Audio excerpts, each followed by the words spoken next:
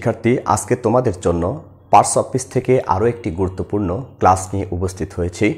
তোমরা যারা এই মুহূর্তে 9, 10 বা এইচএসসি পরীক্ষা দেওয়ার জন্য প্রিপারেশন নিচ্ছ, তাদের এই প্রশ্নগুলো চুজ দ্য বেস্ট অ্যান্সারের মধ্যে থাকে এবং বিশেষ করে যারা এই মুহূর্তে বিভিন্ন ভার্সিটিতে পরীক্ষা দেওয়ার জন্য চূড়ান্তভাবে প্রিপারেশন নিচ্ছ বা চাকরির পরীক্ষা দেওয়ার জন্য তোমরা প্রস্তুতি গ্রহণ করছো, তাদের জন্য এই ক্লাসগুলো খুবই গুরুত্বপূর্ণ হবে। লক্ষ্য করে দেখো, আজকে তোমাদের জন্য যে ক্লাসটি আমি নিয়ে এসেছি তা হলো same odd as different parts of piece থেকে। এখানে লক্ষ্য করে দেখো, পার্টস অফ পিস চেনার সহজ কিছু টেকনিক আছে। যেমন এই একটি বাক্যের মধ্যে যখন একটি ওয়ার্ড ব্যবহার হয়, সেই ওয়ার্ডটি কোন পার্টস অফ পিস হবে তা নির্ধারণ করতে তোমাদের অনেকেরই সমস্যা মনে হয়। এক্ষেত্রে একটু সহজ করার জন্য আমি এখানে কিছু ওয়ার্ড লিখেছি।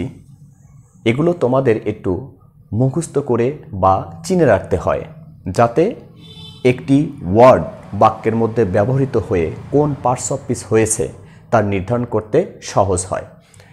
দেখো, এখানে আমি লিখেছি নো, ভার্ব, আর্টিকল, প্রিপোজিশন এবং পসেসিভ অ্যাডজেক্টিভ।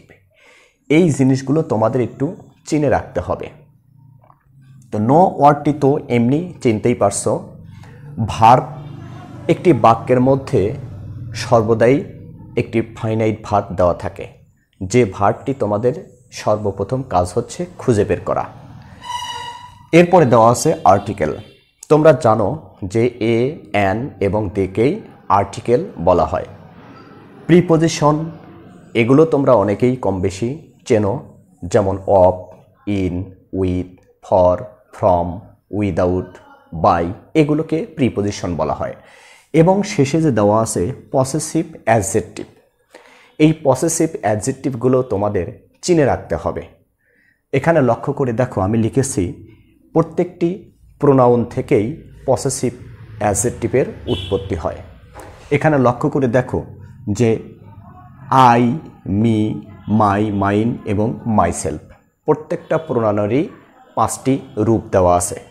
আর এই রূপগুলোর মধ্যে এই যে 3 নাম্বার ফর্মে যেটা আছে, প্রত্যেকটা প্রোনাউনেরই 3 নাম্বার ফর্মে যেটা হবে সেইটি হচ্ছে পসেসিভ অ্যাডজেক্টিভ।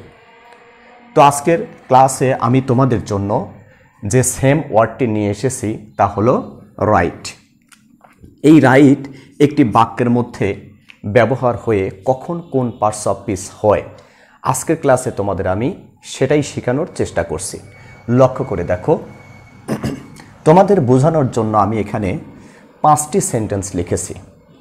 তার মধ্যে সর্বশেষ যে সেন্টেন্সটি লিখেছি সেটাও আমি বোঝাবো একটু ভিন্নভাবে। লক্ষ্য করে দেখো, তা আজকে আমরা ব্যবহার করব সেন্টেন্সের মধ্যে রাইট ওয়ার্ডটি। এইখানে আরও একটি কথা মনে রেখো যে একটি ওয়ার্ড যতক্ষণ পর্যন্ত বাক্যের মধ্যে ব্যবহার না হবে এতক্ষণ পর্যন্ত তার পার্টস অফ পিস নির্ধারণ করা যাবে না। এখানে আমি রাইট একটি শব্দ লিখেছি, এটা একটা অর্থপূর্ণ শব্দ। এই অর্থপূর্ণ শব্দটি বাক্যের মধ্যে ব্যবহৃত হবে বিভিন্ন জায়গায়। এই ব্যবহারের মাধ্যমেই তার পার্টস অফ পিসটিও নির্ধারণ হয়ে যাবে। লক্ষ্য করো, প্রথম যে বাক্যটি আমি লিখেছি তা হলো ইউ হ্যাভ নো রাইট। তোমাকে এইটা বুঝতে হবে যে বাক্যের মধ্যে যখন নো ব্যবহার হবে, লক্ষ্য করে দেখো এখানে নো ব্যবহার করা হয়েছে। বাক্যের মধ্যে যখন নো ব্যবহার করা হবে তখন এই নোর পরে যদি রাইট থাকে তাহলে এটা নাউন হয়ে যাবে, অর্থাৎ নো এর পরে সর্বদা নাউন রূপ হয়। তাহলে এখানে রাইট একটা নাউন। এখন লক্ষ্য করে দেখো, তুমি যদি মনে করো যে তাহলে নোটা কি, নো হলো একটা অ্যাডজেক্টিভ। নো হলো একটা অ্যাডজেক্টিভ। অ্যাডজেক্টিভের পরে নাউন বসে অথবা নাউনের পূর্বে অ্যাডজেক্টিভ বসে। এই দুটা পার্টস অফ পিস সর্বদাই পাশাপাশি থাকে। এখন লক্ষ্য করে দেখো, দ্বিতীয় যে সেন্টেন্সটা আমি লিখেছি তা হলো show me your right hand. এখন এইখানে রাইট ব্যবহার করা হয়েছে এটা কোন পার্টস অফ স্পিচ হবে? তো লক্ষ্য করে দেখো যে তার সামনে একটি পসেসিভ ব্যবহার করা হয়েছে, ইওর, অর্থাৎ পসেসিভ অ্যাডজেক্টিভ ব্যবহার করা হয়েছে। তো এই পসেসিভ অ্যাডজেক্টিভের পরে যদি একটি মাত্র ওয়ার্ড থাকে তাহলে সেটা নাউন। আমি আবারও বলছি যে পসেসিভ অ্যাডজেক্টিভের পরে যদি একটি মাত্র ওয়ার্ড থাকে তাহলে সেটা নাউন, আর যদি দুটি ওয়ার্ড থাকে তাহলে শেষেরটা হবে হলো নাউন এবং তার পূর্বেরটা হবে হলো কি অ্যাডজেক্টিভ। তাহলে সূত্র অনুসারে লক্ষ্য করে দেখো পসেসিভ অ্যাডজেক্টিভের পরে দুটি ওয়ার্ড আছে, রাইট, হ্যান্ড। তাহলে হ্যান্ড যদি নাউন হয় অবশ্যই রাইট এখানে অ্যাডজেক্টিভ হিসাবে ব্যবহার করা হয়েছে। তাহলে এর সঠিক উত্তর হবে কি অ্যাডজেক্টিভ। একদম সহজভাবে আমি তোমাদের বোঝানোর চেষ্টা করছি। এবার লক্ষ্য করে দেখো 3 নম্বরে যে সেন্টেন্সটি আমরা লিখেছি তা হলো I shall write the wrong. এই সেন্টেন্সের মধ্যে লক্ষ্য করে দেখো যে আই একটি ফার্স্ট পারসন প্রোনাউন, শ্যাল হচ্ছে একটি helping verb, modal auxiliary verb. তাহলে সাহায্যকারী ভার্বের পরে মূল ভার্ব ব্যবহৃত হয়, সাহায্যকারী ভার্বের পরে মূল ভার্ব ব্যবহার হয়। তাহলে অবশ্যই এদিক থেকে সূত্র অনুসারে রাইট হচ্ছে একটি ভার্ব, রাইট হচ্ছে একটি ভার্ব। একদম সহজভাবেই বোঝানোর চেষ্টা করছি। এখন লক্ষ্য করে দেখো এই ভার্বটির পরে আরও দুটি ওয়ার্ড তোমার জন্য আছে। কয়টি ওয়ার্ড আছে? 2টি ওয়ার্ড আছে। তো এখানে লক্ষ্য করে দেখো আমি তোমাকে বলেছি আর্টিকেল তোমাকে চিনতে হবে। তোমরা জানো যে এ এন দিকেই আর্টিকেল বলা হয়, কিন্তু এরা বাক্যের মধ্যে ব্যবহার হয়ে পার্টস অফ স্পিচ ভিন্ন হয়ে যাবে। তো এখানে লক্ষ্য করে দেখো দুটি শব্দ আছে। তাহলে শেষের শব্দটি যদি নাউন হয় তাহলে তার পূর্বে যে আর্টিকেলটা দিয়ে দেওয়া আছে এটা অ্যাডজেক্টিভ হবে। তাহলে লক্ষ্য করে দেখো রং হলো একটি নাউন আর দি হলো একটি অ্যাডজেক্টিভ। আর আমরা যেটা নিয়ে আজকে কথা বলছি রাইট, এই সেন্টেন্সের মধ্যে সাহায্যকারী ভার্বের পরে বসেছে, তার মানে রাইট এখানে ভার্ব হিসাবে ব্যবহার করা হয়েছে। আশা করি যে বুঝতে পারছো।